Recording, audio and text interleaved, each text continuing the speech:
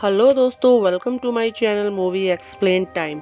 तो दोस्तों, मूवी की स्टार्टिंग में हम देखते हैं कि फिलीपीन में न्यूक्लियर सबमरीन गहरे समुद्र में डैमेज हो जाती है और यहाँ पर फंसे क्रू मेंबर को रेस्क्यू कराने के लिए टाइलर अपने दो दोस्तों डीएंजेलो और मार्क के साथ आता है।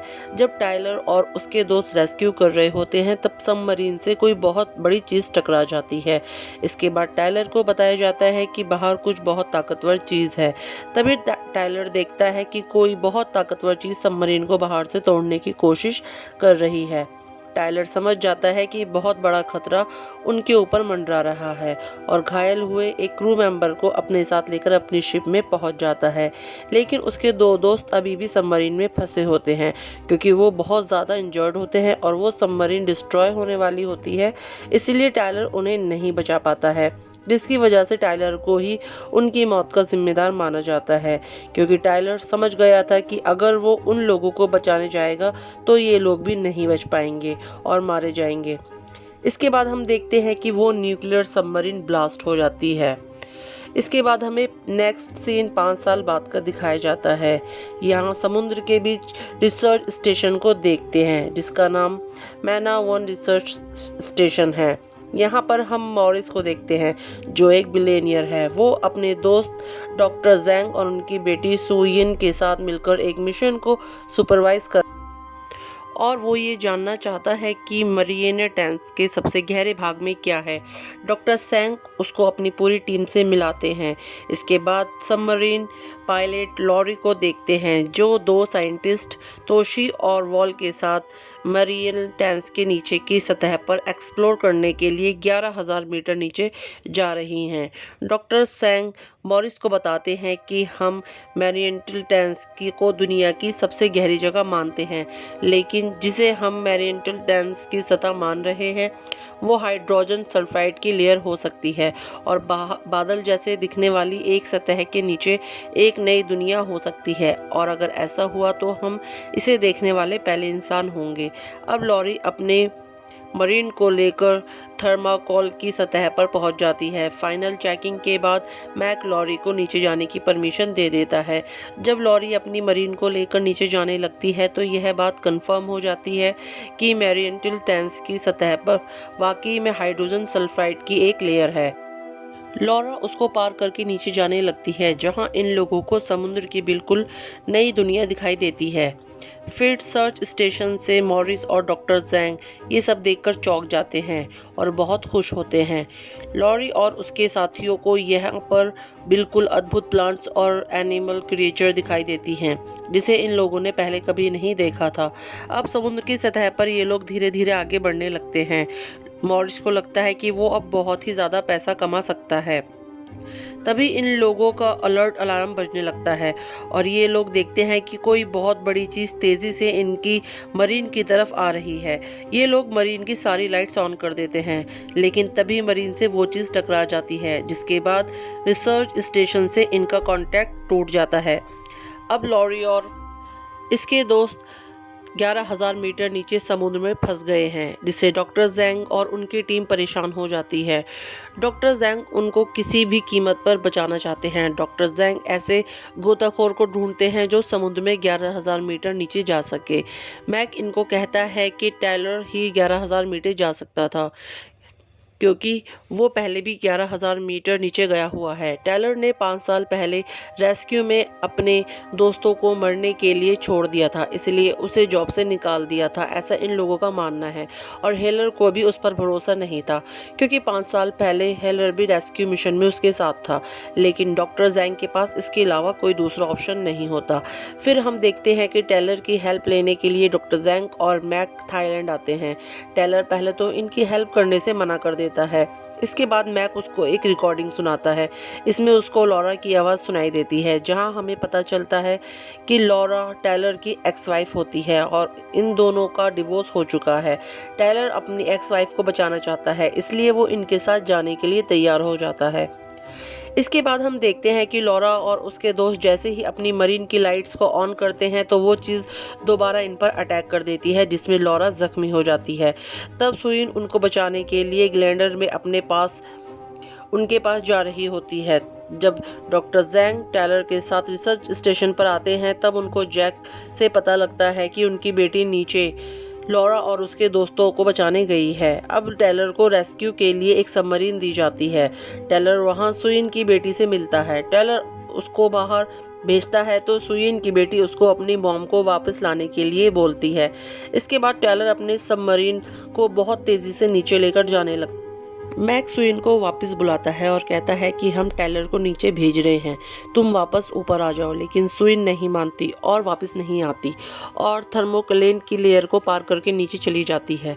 सुइन लॉरा की मरीन के पास पहुंचकर लॉरा की मरीन को वापस ले जाने के लिए अटैच करने ही वाली होती है, तभी उसके ग्लाइडर से कोई चीज़ आकर टकरा जाती है। सुइन को वहां आसपास कुछ भी नहीं दिखाई देता। तभी एक बड़ा ह्यूज स्क्वाड उसके ग्लाइडर को जकड़ लेता है और उसको तोड़ने लगता है। रिसर्च स्टेशन में बैठे सुइन के टीम मेंबर्स ये सब देखकर डर जाते हैं। तभी वहां पर लगभग 25 मीटर लंबी मेगा मॉन्स्टर आ जाती है, जिसे देखकर सब लोग चौंक जाते हैं। टायलर बताता है कि ये मेगा शार्क है। टायलर सुइन को बताता है कि वो लाइट से अट्रैक्ट होती हैं, इसीलिए वो अपने ग्लाइडर की सब लाइट्स ऑफ कर दे। सुइन अपने ग्लाइडर की लाइट्स को बंद करने की कोशिश करती है। तभी मेगालोडन सुइन के ग्लाइडर की ओर तेजी से बढ़ने लगती है। तभी टायलर अपने सबमरीन से लाइट्स छोड़ने लगता है ताकि मैक सुइन को ग्लाइडर की तरफ ना जाकर उन लाइट्स की तरफ अट्रैक्ट होए, और यही होता है। टायलर सुइन से वापस जाने के लिए कहता है क्योंकि सुइन का ग्लाइडर डैमेज हो गया था। सुइन टायलर की बात मान लेती है और वापस ऊपर चली जाती है। अब टायलर अपने सबमरीन को लॉरा की सबमरीन से अटैच कर देता है और लॉरा को अपनी सबमरीन में ले आता है, जो कि जख्मी होती है। तभी वो शार्क टायलर की सबमरीन की ओर आने लगती है। तब टायलर वॉल को भी ऊपर खींचता है। अब वो शार्क टायलर के सबमरीन के बिल्कुल नज़दीक पहुंच गई थी, इसलिए तोशी समझ जाता है कि अब बहुत देर हो चुकी है। वो अपनी सबमरीन को टायलर की सबमरीन से अलग कर देता है और सबमरीन की सब लाइट्स ऑन कर देता है, जिससे शार्क तोशी की सबमरीन से टकरा जाती है और उस सबमरीन में ब्लास्ट हो जाता है। इस तरह तोशी अपनी लाइफ सैक्रिफाइस करके अपने दोस्तों की जान बचा लेता है। अब टायलर लॉरा और वॉल को बाहर लेकर आता है, लेकिन लॉरा बहुत ज़्यादा जख्मी हालत में होती है। वैलर टायलर से कहता है कि लॉरा का बहुत सारा खून बह गया है।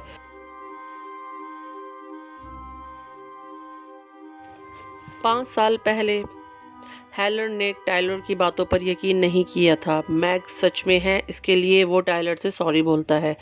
टायलर कहता है कि वो लॉरा को बचा ले तो हिसाब पूरा हो जाएगा। डॉक्टर जैंग और उनकी टीम समझते हैं कि उन पर मैग ने अटैक किया था, जो 20 लाख साल पहले ख़त्म हो गई थी, लेकिन ये आज भी जिंदा है। मॉरिस इस पर रिसर्च करना चाहता है। तभी वहाँ टायलर आता है और उसे ऐसा करने से रोक देता है, क्योंकि इंसान और मैग के बीच की जंग में मैग ही जीतेगी।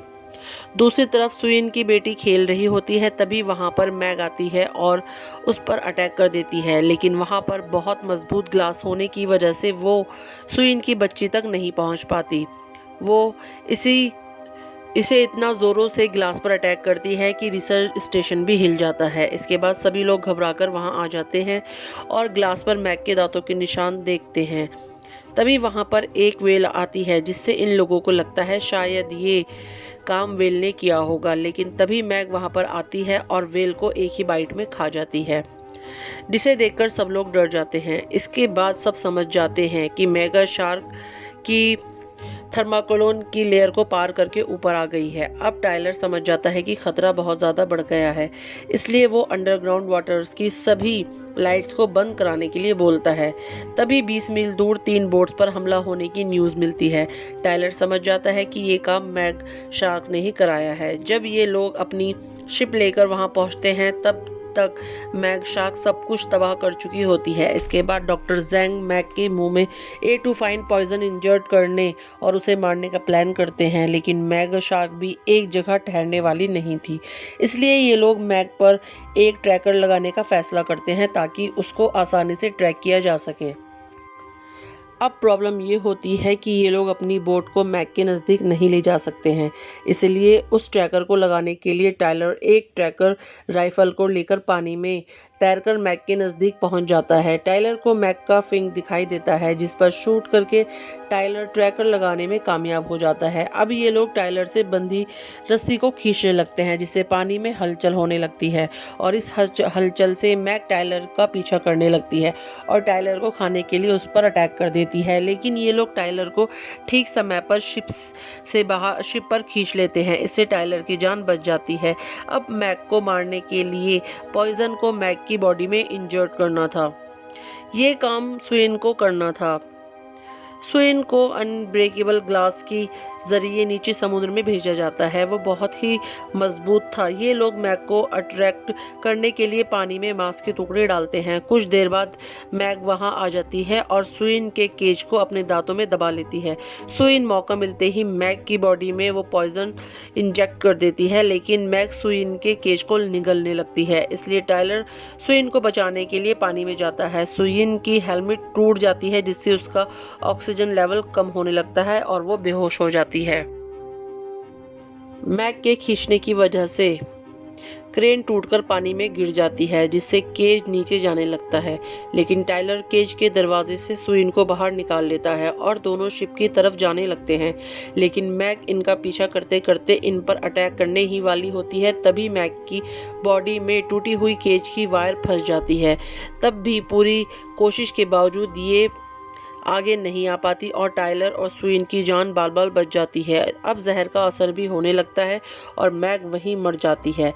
अब नेक्स्ट सीन में हम देखते हैं कि टाइलर बेहोश पड़ी स्वेन को लेकर शिप पर आता है।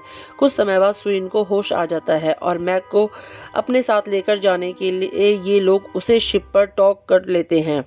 वेल मैग की बॉडी के साथ सेल्फी खींचने लगता है, लेकिन तभी यहाँ दूसरी मैग आ जाती है और वेल के साथ इस दूसरी मैग को भी अपने मुंह में दबाकर ले जाती है। मैग के वेट की वजह से शिप पलट जाती है और पूरी तरह से तबाह हो जाती है। जब दूसरी मैग वहां से चली जाती है, तब ये लोग अपनी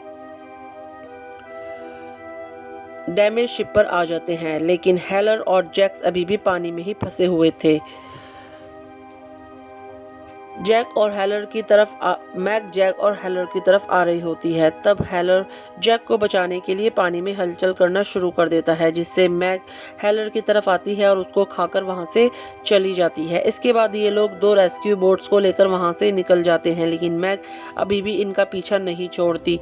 तभी यहाँ एक हेलीकॉप्टर आता है, जिसको मॉरिस ने हेल्प के लिए बुलाया होता है। ये लोग मैग पर राइफल से शूट करते हैं, जिससे मैग वहां से चली जाती है। स्वेन के फादर को मैग के अटैक के टाइम काफ़ी इंजर्ड हो जाते हैं, जिससे उनकी डेथ हो जाती है। स्वेन बहुत दुखी होती है और रोने लगती है। अब ये सब माना वन रिसर्च में पहुंच जाते हैं, जहां मॉरिन सबको बताता है कि उसने चाइनीज़ गवर्नमेंट के हेडक्वार्टर में मैग के होने की इंफॉर्मेशन दे दी है और चाइनीज सोल्जर मैग को मारने आ रहे हैं। और इसके साथ मॉरिस ये भी कहता है कि मैनवन रिसर्च सेंटर वो बंद कर रहा है जब तक कि मैग मर नहीं जाती। जिसके बाद मॉरिस अपने हेलीकॉप्टर में वहां से चला जाता है और यहाँ हमें पता चलता है कि मॉरिस ने चाइना की गवर्नमेंट को इन्फॉर्म नहीं किया, क्योंकि वो खुद मैग को मारना चाहता है और अपने कुछ फ्रेंड्स के साथ मैग को मारने के लिए जा रहा है।